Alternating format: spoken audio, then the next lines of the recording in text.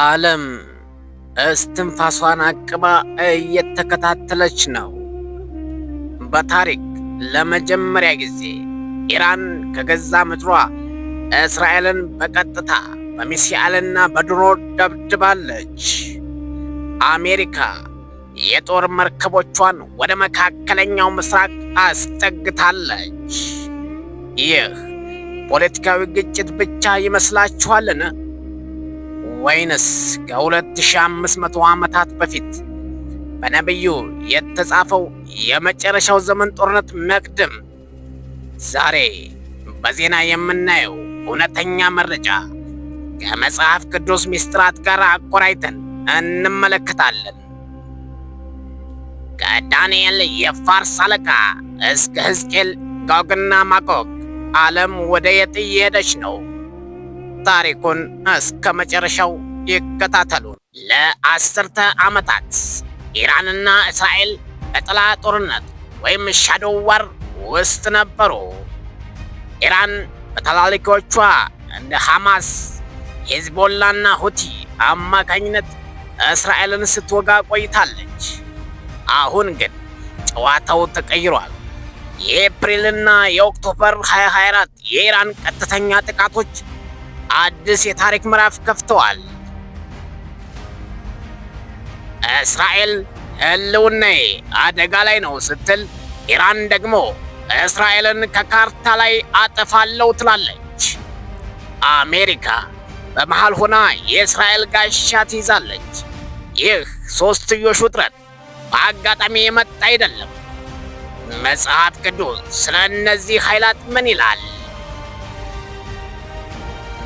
ዛሬ በቴሄራንና በዋሽንግተን የሚወሰኑት ውሳኔዎች በስተጀርባ መንፈሳዊ ኃይላት አሉ። በዳንኤል ምዕራፍ 10 ላይ አንድ የሚገርም ታሪክ አለ። ዳንኤል ስለ ሕዝቡ መጨረሻ ለማወቅ ሲጸልይ መልአኩ ገብርኤል መጥቶ የፋርስ መንግሥት አለቃ ተቋቋመኝ አለው። ይህ አለቃ የሚታይ ሰው ሳይሆን በፋርስ ግዛት ላይ የሰለጠነ ክፉ መንፈሳዊ ኃይል ነው። ይህ መንፈስ ዛሬም በፋርስ ምድር ላይ አለ። በአንድ ወቅት ቂሮስን ቀብቶ እስራኤልን ያስነሳው እግዚአብሔር ቢሆንም ዛሬ ግን ያ የፋርስ አለቃ ምድሪቱን ወደ እስራኤል ጥላቻነት እየመራት እንደሆነ ብዙ ሃይማኖት አባቶች ይናገራሉ። ጦርነቱ የሚሳኤል ብቻ ሳይሆን የመላእክትና የአጋንንት ጭምር ነው። ብዙዎች አሜሪካ የት ናት ብለው ይጠይቃል።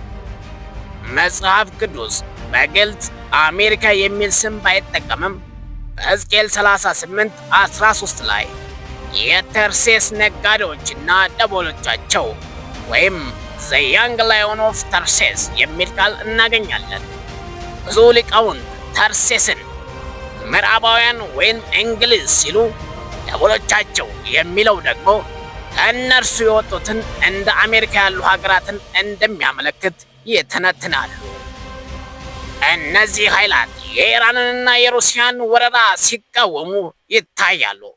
ዛሬ አሜሪካ ለእስራኤል የምታደርገው ጥበቃ በዚህ ትንቢታዊ ጥላ ውስጥ ሊወድቅ ይችላል። ነገር ግን ትንቢቱ እንደሚለው እስራኤልን የሚያድናት አሜሪካ ሳትሆን እግዚአብሔር ራሱ ነው። የኢራንና የእስራኤል ግጭት መጨረሻው ምንድን ነው? ሶስተኛው የዓለም ጦርነት። መጽሐፍ ቅዱስ እንደሚለው ይህ ግዙፍ ሰራዊት እስራኤልን ሊውጣት ሲቃረብ እግዚአብሔር በታላቅ ቁጣ ይነሳል። ሕዝቅኤል 38:18-22 ላይ እንደተጻፈው ታላቅ የመሬት መንቀጥቀጥ ይሆናል፣ ሰማይ እሳትና ድኝ ያዘንባል። ይህ ማለት ጦርነቱ በሰው ዲፕሎማሲ ወይም በአሜሪካ ጦር መሳሪያ አይቆምም።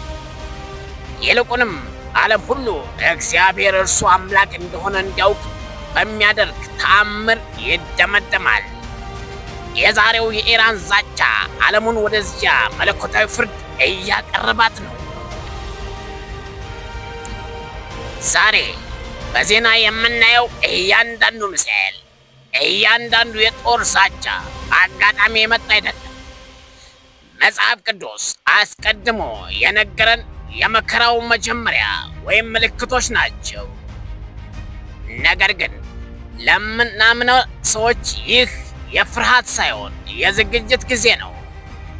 ኢራን ትነሳለች፣ እስራኤል ትጠበቃለች፣ እግዚአብሔር ግን ይነግሳል። የኢራን ሕዝብ ጠላታችን አይደለም። ዛሬ በኢራን ውስጥ በሺዎች የሚቆጠሩ ሰዎች ክርስቶስን እየተቀበሉ ነው። ጦርነቱ በመሪዎችና በመናፍስት መካከል ነው። የእኛ ድርሻ ምልክቶቹን ማየትና መዘጋጀት ነው። የዓለም እየተናወጠች ነው። የእርሱ መቆሚያ የት ነው? እነሆ በቶሎ እመጣለሁ፣ ለእያንዳንዱም እንደ ሥራው መጠን እከፍል ዘንድ ዋጋዬ ከእኔ ጋር አለ። ራእይ 22:12። ስለ ወቅታዊ ሁኔታና ስለ መጽሐፍ ቅዱስ ትንቢት ያላችሁን አስተያየት በኮሜንት ላይ ያጋሩን።